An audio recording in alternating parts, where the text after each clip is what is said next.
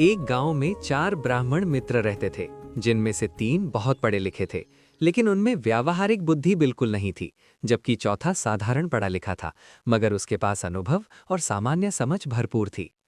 एक दिन चारों ने मिलकर सोचा कि हमें अपनी विद्या का उपयोग करके धन कमाना चाहिए और किसी बड़े राजा के दरबार में जाना चाहिए।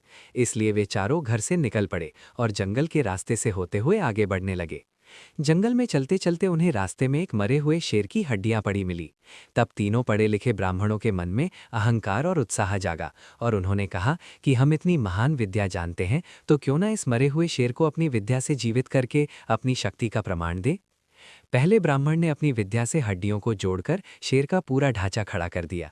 दूसरे ब्राह्मण ने उस ढांचे पर मांस, चमड़ी और बाल चढ़ा दिए और शेर का शरीर बिल्कुल जीवित जैसा दिखने लगा। अब तीसरा ब्राह्मण आगे आया और बोला कि मैं इसमें प्राण फूंक दूंगा। चौथे साधारण ब्राह्मण ने जब ये देखा तो उसने तुरंत कहा, रुको भाई, ये शेर है, अगर इसमें जान आ गई तो ये हम सबको खा जाएगा, पहले मुझे पास के उस पेड़ पर चढ़ने दो। तीनों पढ़े लिखे ब्राह्मणों ने उसकी बात को मूर्खता समझकर हंसी में उड़ा दिया और कहा कि तुम तो डरपोक हो, हम तो अपनी विद्या का चमत्कार दिखाएंगे। चौथे ब्राह्मण ने एक पल भी बर्बाद नहीं किया और वो झटपट पेड़ पर चढ़ गया, और जैसे ही तीसरे ब्राह्मण ने शेर में प्राण फूके, वो शेर तुरंत जीवित होकर उठा और उसने तीनों पढ़े लिखे ब्राह्मणों को एक एक करके मारकर छा लिया। जब शेर चला गया तब चौथा ब्राह्मण पेड़ से उतरा और उसने मन ही मन सोचा कि किताबों से मिला ज्ञान तभी काम का है जब उसके साथ अनुभव और व्यावहारिक समझ भी हो, वरना वो ज्ञान खुद अपने वाले के लिए ही घातक बन जाता है।